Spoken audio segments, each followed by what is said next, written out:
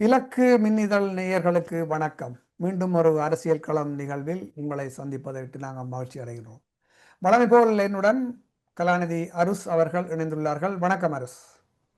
வணக்கம் ஸ்டீவன். இலக்கு நேயர்களுக்கு அன்பு கலந்த வணக்கம். நாங்கள் சமகாலத்தில் பார்க்க வேண்டிய ஒரு சில அரசியல் விடயங்கள் தாயத்தை நோக்கி இருக்கின்றன. அந்த விடயங்களை இன்று இந்த இந்த நேர்காணலிலே நாங்கள் உரையாடலாம் என்று நினைக்கின்றேன்.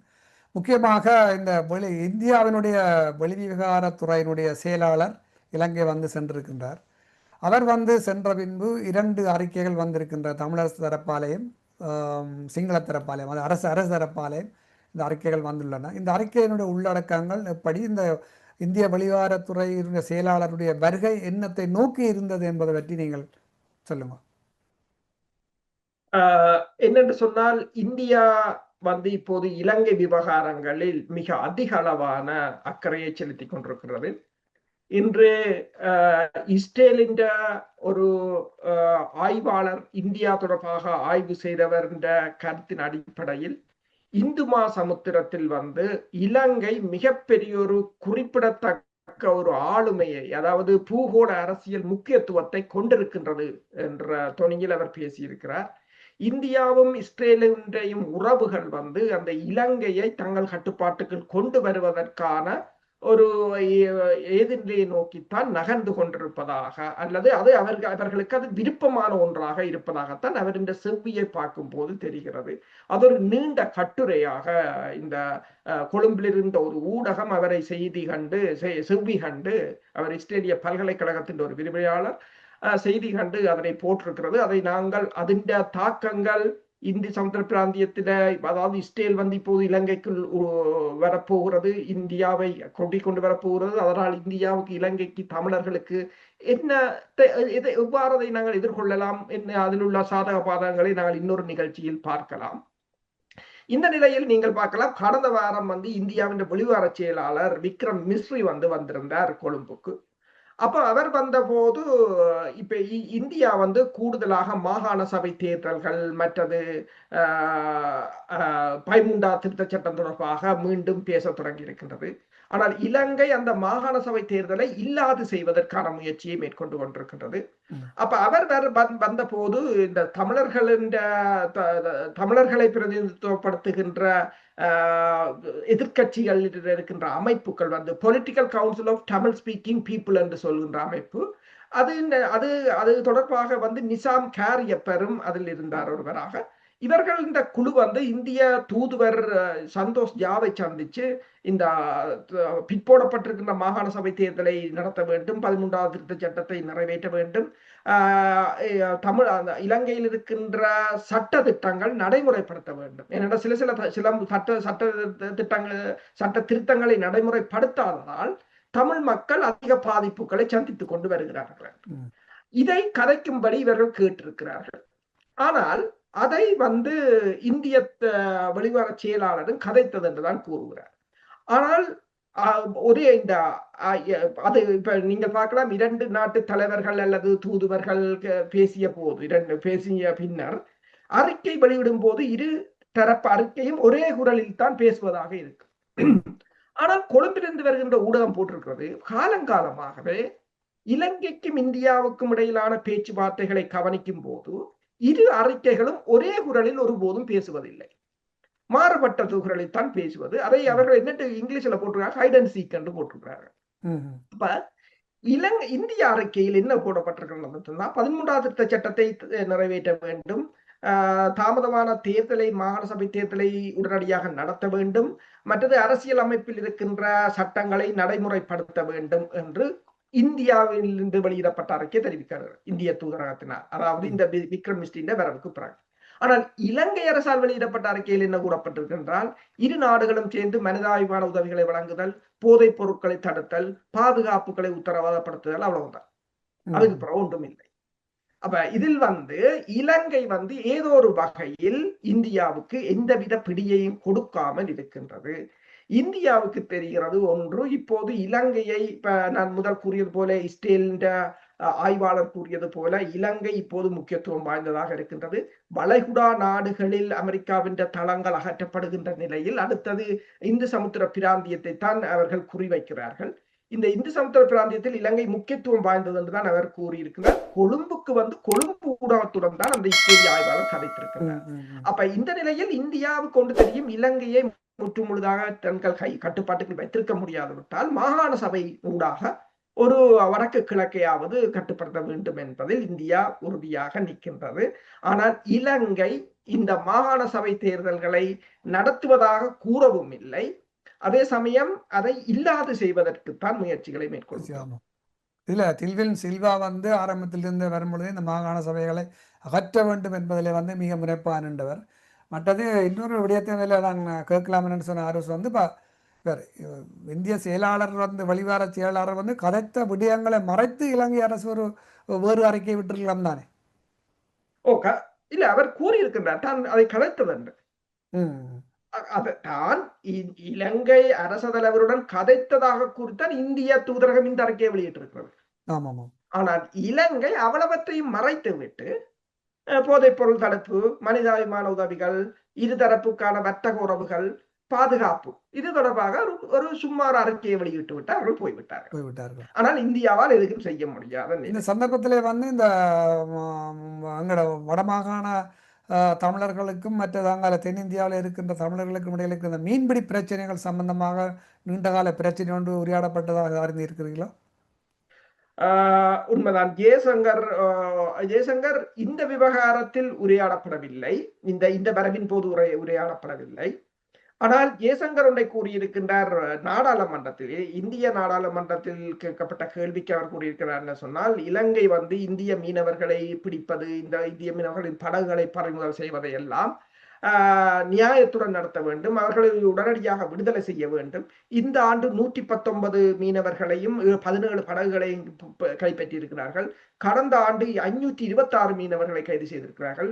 2024ஆம் ஆண்டு 317 மீனவர்களை கைது செய்திருக்கிறார்கள் என்று பட்டியலையும் வெளியிட்டிருக்கின்றார். ஆனால் இதே சமயம் புத்தளம் பகுதியில் இருக்கின்ற மீனவ சங்கங்கள் எல்லாம் இப்போது போர்க்குடி தூக்கி இருக்கின்றார்கள்.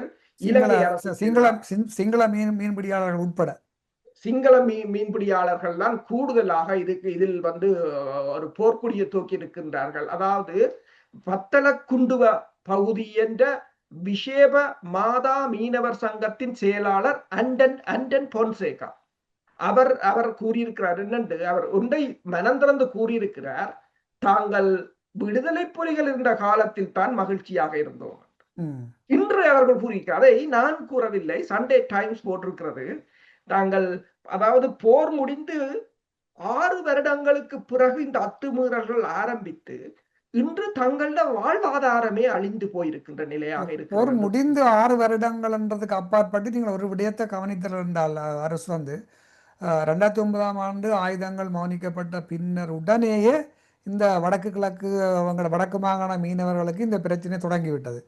அப்பொழுது இங்காலே வடக்கிலே இருந்த டக்ளஸ் தேவானந்தாவும் தெற்கிலே வந்து அங்காலே அதாவது தமிழகத்திலே அன்று திமுக ஆட்சியில் இருந்த TR பாலுவினுடைய மீன்பிடி வள்ளங்களும் எல்லோரும் திட்டம் போட்டுத்தான் இந்த பிரச்சனையை உருவாக்கினார்கள் என்ற ஒரு கருத்து கூட உள்ளது. அதுக்கு முக்கியமாக திமுகவினுடைய பாலு அங்காலும் இங்காலே டக்ளஸ் தேவானந்தம் என்று சொல்லப்படுகின்றது. உண்மைதான். அந்த விடயத்தை நான் ஒருக்கா தெளிவாக இன்னொருக்கா பேச வேண்டும். இதிலே தான் இப்ப பேசுகிறேன், இதை முடித்து விட்டு வருகிறேன். அப்ப அவர்கள் என்ன கூறுகிறார்கள் சொன்னால், ராமேஸ்வரத்திலிருந்து பத்தலக்குண்டுவ பகுதியின் தீவு பகுதிக்கு 5 கிலோமீட்டர் அளவு தூரத்துக்கு வந்து மீன்களை அள்ளி செல்கிறார்கள். அவர்களின் இரும்பு படகுகள், தங்களின் ஃபைபர் கிளாஸ் படகுகள் அதனுடன் மோத முடியாது தங்களால். இந்த சில பருவ காலங்களில் மீன்களை பிடிப்பதில்லை. அது அனைத்துலக சட்டங்கள் ஐரோப்பிய ஒன்றியத்திலும் இருக்கிறது. என்னன்னா பிரீடிங் சீசன் என்று சொல்ற இனப்பெருக்க காலம். இனப்பெருக்க காலத்தில் வந்து மீன்களை பிடிக்க கூடாது, அல்லது அந்த மீன் வளம் அழிந்துவிடும். அப்படி தாங்கள் பிடிக்காமல் இருங்க, அதாவது இலங்கை மீனவர்கள் அதை பிடிக்காமல் இருக்கிறார்கள், ஆனால் அவர்கள் வந்து அதை அள்ளி கொண்டு போகிறார்கள். குஞ்சுகளையும் குருமன்களையும் சேர்த்து அள்ளி கொண்டு போகிறார்கள். IMO என்று சொல்லப்படுகின்ற இன்டர்நேஷனல் மெரைன் ஆர்கனைசேஷனுடைய இந்த கடல் எல்லைகள் அதுகள் எல்லாம் ஏற்கனவே வரையறுக்கப்பட்டது. இது உண்மையிலே கவனிக்க வேண்டது அந்தந்த நாடுகளுடைய அரசு. உண்மை உண்மைதான். அப்ப அதைத்தான் இந்த அனுர அரசத்தை தான் கேட்டிருக்கார்கள். அதாவது இந்த இந்திய மீனவர்களால் கடல் வளம், கடற்சூழல் பாதிப்படைந்து வருவதாகவும் கூறியிருக்கின்றார். ஆழ்கடல் மடிவலைகள் எல்லாம் தடை செய்யப்பட்ட ஆழ்கடல் மடிவலைகள், தடை செய்யப்பட்ட சட்டங்கள், அதாவது மீன்பிடி மீன்களுடைய இனப்பெருக்க காலத்தில் அதை பிடிக்கக்கூடாது என்ற சட்டங்கள் எதையுமே அவர்கள் மதிக்காமல் வந்து அள்ளி செல்கிறார்கள். அப்ப அவர்களுடைய கருத்தின்படி இந்த போரின் போது தாங்கள் சந்தோஷமாகத்தான் வாழ்ந்தோம், இந்த போர் முடிவடைந்த பிற்பாடுதான் இவ்வளவு ஒரு பிரச்சனை. முதலில் வடபகுதிக்கு இருந்தது, இப்போது அங்கு மீன்வளம் குறைய குறைய அவர்கள் அங்கால புத்தளம் அங்காளி பக்கம் போய் கொண்டிருக்கிறார்கள். இப்ப இதுல என்னென்று சொன்னால் இது தொடர்பாக நாங்கள் பல தடவைகள் பேசிவிட்டோம். ஆனால் இதில் தமிழ் புத்தளம் பகுதி மீனவர்களுக்கு இந்த நிலைமை என்றால் நீங்கள் மன்னர் வரையிலுமான தமிழர் பகுதிகளை பாருங்கள், அவர்கள் கைவிட்டு விட்டார்கள், இயலாது என்று சொல்லி. ஆனால் இது தொடர்பாக தமிழ் அமைப்புகளோ புலம்பெயர் அமைப்புகளோ யாரும் எதுவும் செய்வதில்லை. இங்கு பலர் அன்றைக்கு கூட ஏதோ ஒரு கூட்டம் ஒன்று, அது இந்தியாவுடனான இந்தியாவின் அரசியலுடன் இந்தியாவுக்கான ஒரு விளக்க கூட்டமாக இந்தியா ஊடாக எங்களுக்கான இந்த அரசியல் தீர்வு அதுகள் தொடர்பான உரிமைகளை எவ்வாறு பெறுவது என்பது தொடர்பான கூட்டமா. சரியோ, நீங்கள் இந்தியாவுடன் பேசி இந்த மீனவர்கள மீன் ஆதாரத்தையே காப்பாற்ற முடியாத நீங்கள் என்னென்று அரசியல் தீர்வு தொடர்பாக நான் போகவில்லை. இப்படியான கூட்டங்களுக்கு நான் போறேன் என்றால், கூரை ஏறி கோழி பிடிக்க தெரியாத நீங்கள் வானம் ஏறி வைகுண்டம் போறீங்களா? அதுக்கு நாங்கள் வந்து நேரத்தையும் மெனக்கட்ட வேண்டுமா? நான் இப்ப ஒன்றுக்கும் போறதில்லை. ஏனென்றால் நீங்கள் இவர்கள் ஒன்றை கூறலாம், இந்திய அயல் நாடு, தமிழகம் அயல் நாடு பகைக்க கூடாது. நான் ஒரு சிறந்த உதாரணம் சொல்கிறேன். ஹோமோஸ் நீரிணையின் அந்த பக்கம் ஓமான் இருக்கிறது, இந்த பக்கம் ஈரான் இருக்கிறது. இப்ப பாக்கு நீரிணையின் அந்த பக்கம் தமிழ்நாடு இருக்கிறது, இந்த பக்கம் தமிழீழம் இருக்கின்றது. அதே போலதான் அங்கு அதுக்காண்டி ஓமானை ஈரான் அடிக்கவில்லையா? இந்த போரின் போது ஓமானுக்கு அடியண்டா இணைக்கலாத ஏவுகணை கப்பலையும் அடித்தார்கள், துறைமுகமும் அடிச்சு. ஆனா பேசுகிறார்கள். இப்போது அந்த ஹோமோஸ் நீரிணை தொடர்பாக கூட்டு ஒப்பந்தத்தில் பேசுகிறார்கள். ஏன்? இப்ப எங்கேயாக்கண்டிய ஒரு குணம் என்னென்றால், என்ன செய்தாலும் இந்தியாவோட கேட்கப்படாது, பேசக்கூடாது, கலைக்கக்கூடாது என்றால் நீங்கள் என்னத்தை அந்த மக்களுக்கு நீங்கள் செய்துவிட போகிறீர்கள்? விடுதலை புலிகளும் இந்திய ராணுவத்துடன் சண்டை பிடித்தார்கள், மற்ற கதைத்தார்கள், பேசினார்கள். உங்கள் நிலையை நீங்கள் ஒட்டு மொத்தமாக அடிமைகளாக இருப்பது என்று சொன்னால், இப்போ ஓமான் ஈரான் ஒரு நல்ல ஒரு உதாரணம். ஓமானும் ஈரானும் இன்றும் பேசுகிறார்கள், ஆனால் தாக்குதல் நடக்கும் போது தாக்குகிறார்கள். அதே போல நாங்கள் தாக்க சொல்லவில்லை. உங்கள் உரிமைகளை நீங்கள் கேட்டிருக்கலாம், இந்த மீனவர்கள் தொடர்பான உரிமைகளை நீங்கள் கேட்டிருக்கலாம். சரி, இன்றைக்கு இந்தியா வந்து இந்த மாகாண சபை தேர்தல் தொடர்பாக இந்தியா செய்வோம், அதுக்கு எங்களிடம் என்ன இருக்கின்றதுன்றது அடுத்த ஒரு கேள்வி. அதே இந்த மாகாண சபை சம்பந்தமாக மாகாண சபை தேர்தல்கள் நடத்தப்பட வேண்டும் என்பதில் வந்து இந்தியா முனைப்பாக இருக்கின்றது. அதற்கு நீங்கள் சொன்னது போல இந்தியா வந்து ஒரு காலகட்டத்தில் சிங்கள தேசத்தை கையாள முடியாத பட்சம் வரும் பொழுது வடக்கு கிழக்கிலே மாகாண சபை ஊடாக வந்து இலங்கையை கையாளுவதற்கான முயற்சிகளும் எடுக்கலாம். அந்த வகையிலே தற்பொழுது இப்போ நாங்கள் அறிந்த வகையில் அதில் முக்கியமாக வந்து இந்த சண்டே டைம்ஸ் என்று சொல்லப்படுகின்ற இந்த செய்தித்தாள் வந்து ஒரு செய்தி ஒன்றை வெளியிட்டார்கள்.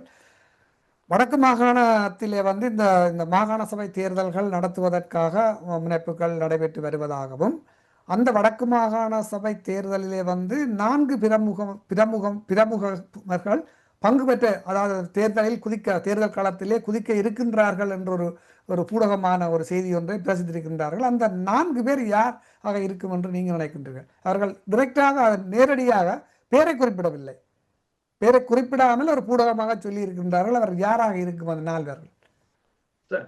நான் முதலில் அந்த செய்தி ஒரு சின்ன செய்தி தான், அதை நான் இதில் வாசிக்கிறேன். என்னென்று சொன்னால் மக்களுக்கு விளங்க வேண்டும். இதில் கொழும்பிலிருந்து வருகின்ற ஒரு ஆங்கில பத்திரிகை இதை ஒரு வடிவாக தகவலை சேகரித்து வடிவாக போட்டிருக்கிறார்கள். அவர்கள் அந்த மக்களோட கருத்தையும் கேட்டு போட்டிருக்கிறார்கள். அது இரண்டால் இப்ப நாங்கள் கருத்தை சொல்ல அந்த நீதிபதி தொடர்பாக ஒரு பொதுமகன் சொன்ன கருத்தை சண்டே டைம்ஸ் போட்டிருக்கிறது. இப்ப அதை நான் சொன்னேன் என்று சொன்னால் ஏதோ நான் சொல்றேன் நீங்கள் சொல்றீங்கள் என்ற மாதிரி வேற. ஆனால் அதை நான் வாசித்தேன் என்று சொன்னால் விளங்கும் பொதுமகன் என்ன. அதாவது இந்த செய்தி இப்படித்தான் ஆரம்பமா இந்த ஆண்டுக்குள்ளாகவோ அல்லது மிக விரைவிலோ தேர்தல் நடத்தப்படக்கூடும் என்று அரசு கூறியதை தாண்டி, அதாவது மாகாண சபை தேர்தல் நடைபெறக்கூடும் என்று அரசு கூறியதை தாண்டி வேறு எந்த உறுதியான அறிவிப்பையும் வெளியிடாத நிலையில் வடக்கு அரசியல் வட்டாரங்களில் தற்போது மாகாண சபை தேர்தலில் முதலமைச்சர் வேட்பாளர் யார் என்பது குறித்த பேச்சு பரவலாக இருக்கின்றது. இந்த பதவிக்கான பல போட்டியாளர்களில் நீண்ட கால அரசியல் வரலாற்றை கொண்ட ஒரு முக்கிய தமிழ் கட்சியைச் சேர்ந்த மூத்த வழக்கறிஞர் என்னும் போது நான் நினைக்கிறேன் பூடகமாக சுமந்திரனை தான் கூறுகிறார்கள். அடுத்ததாக ஊடக உரிமையாளர் பூடகமாக ஐபிசி பாஸ்கரனை தான் கூறுகிறார்கள். மூன்றாவதாக பதவியில் இருக்கும் நாடாளுமன்ற உறுப்பினர் அர்ஜுனாவைத்தான் கூறுகிறார்.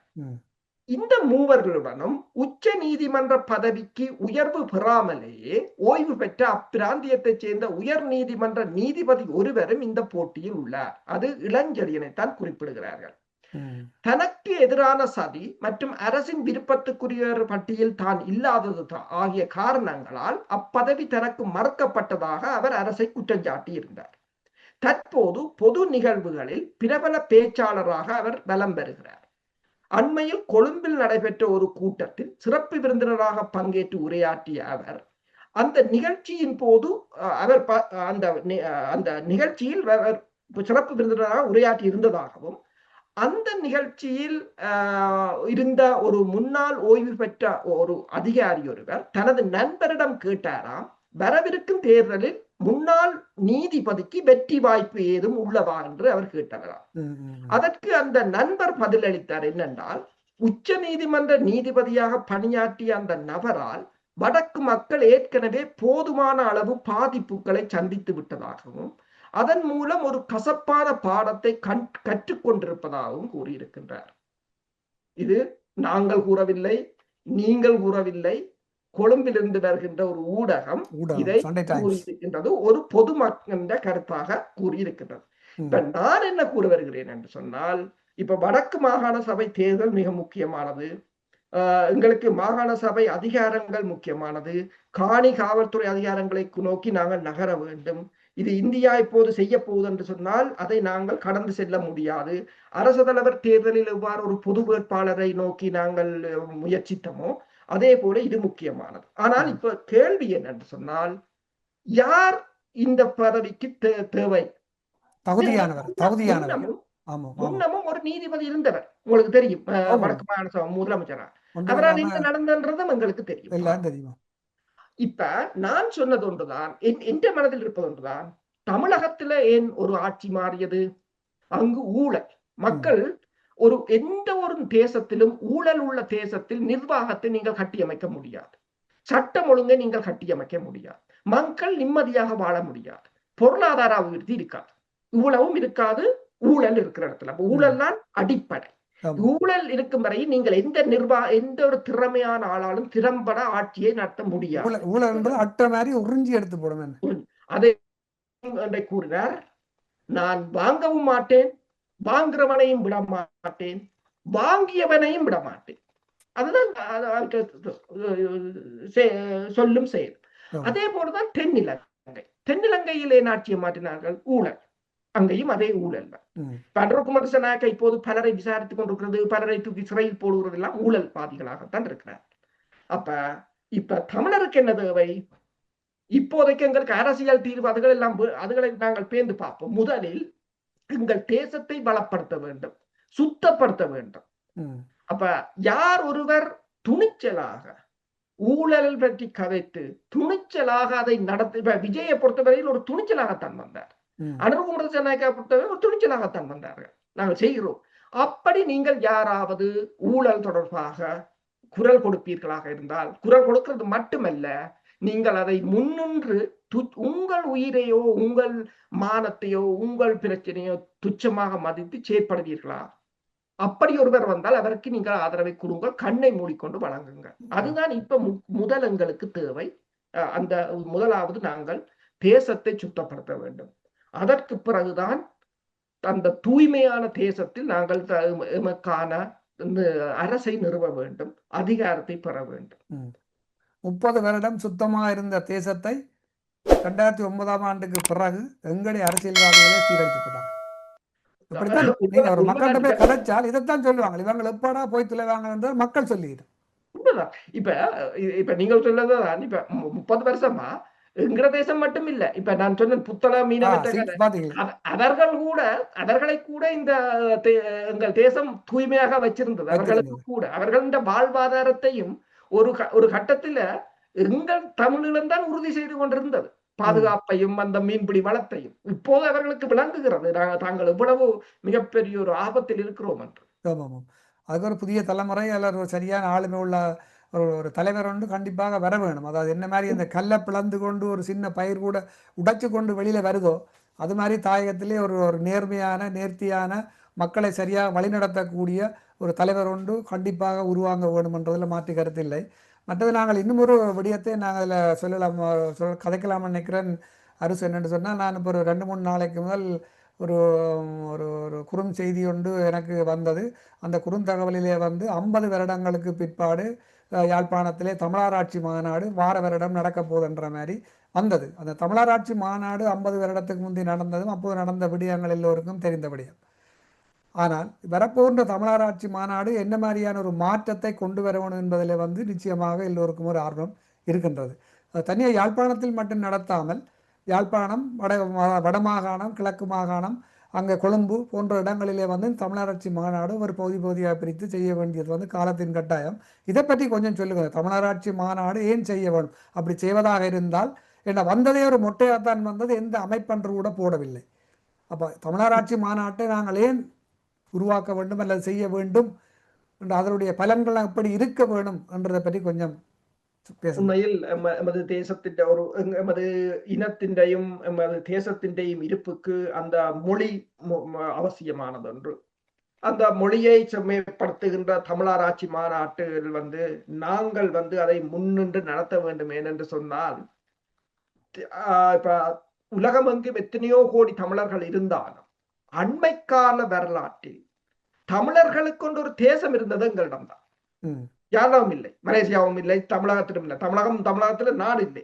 நாடென்று ஒன்று இருந்தது எங்களிடம்தான். ஒரு சமனுக்கு சமனாக பேச்சுக்களை நடத்திய நோர்வேயின் அனுசரணை பேச்சுக்களுக்கு போன வரலாறும் எங்களுக்கு தான் இருக்கின்றது. கடற்படை வான்படை தரப்படை என்ற தடை பலத்தை கொண்டிருந்தது நாங்கள். இதெல்லாம் சோழ காலத்தின் வரலாறு அல்ல. இப்போ இன்னும் 16-17 வருடத்துக்கு முந்தின வரலாற்றை தான் நாங்கள் கூறிக்கொண்டிருக்கிறோம் இங்கே. அப்ப எங்களுக்கு அதில் வந்து மிக அதிகமான உரிமையும் அதிகமான பொறுப்பும் இருக்கிறது. உரிமை என்பது பொறுப்பு இருக்கின்றது. இந்த பொறுப்பு இருக்கின்றது. இந்த தமிழராட்சி மாநாட்டை நாங்கள் முன்னின்று நடத்த வேண்டும். அது மட்டுமல்லாது அதில் உலக தமிழர்களை ஒருங்கிணைக்க வேண்டும். தமிழகமாக இருக்கலாம், மலேசியாவாக இருக்கலாம், உலகமாக இருக்கலாம். நீங்கள் கூறியது போல அது 2 விதத்தில் எங்களுக்கு, ஒன்று எங்கள் இனத்தின்றையும் மொழியையும் எங்கள் பண்பாட்டையும் கட்டி வளர்க்கிறது ஒன்று. 2வது அந்த மாநாட்டுக்கு மாநாட்டின் மீது சிங்களவர் மேற்கொண்ட தாக்குதலால் உயிரிழந்த மக்கள் அதே ஒரு இனப்படுகொலை. அதாவது இந்த மாநாட்டின் உண்மையான தாற்பயம் அல்லது இந்த மாநாட்டின் உண்மையான, அதாவது இந்த மாநாடு எங்களுக்கு எவ்வளவு முக்கியத்துவம் வாய்ந்தது என்பதை உணர்ந்ததால் தான் அவன் அதை தாக்கி அளித்தான். எதிரி தாக்கி அளித்ததுக்கு வந்து எதிரி தாக்கும் போது உங்களுக்கு தெரியணும் அது உங்களுக்கு முக்கியமானது ஒன்று. அப்ப இதில் 2, ஒன்று அதை பெருமிசாக நடத்துவதொன்று, எங்கள் பண்பாடு எங்கள் கலாச்சாரத்தை காப்பாற்றுவது.